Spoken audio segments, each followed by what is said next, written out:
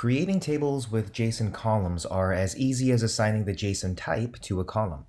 A table can have multiple JSON columns if necessary, and it's also recommended to use the not null option when declaring JSON columns, as single store will throw an error if the user attempts to insert invalid JSON.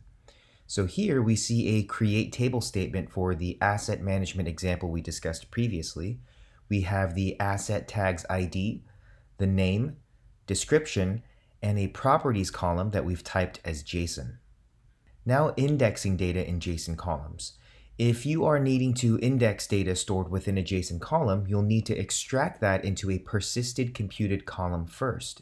So this create table statement is exactly the same as the one before, but we've created two persisted computed columns that extract the weight and license plate out of the properties JSON column, and then we assign an index to each computed column.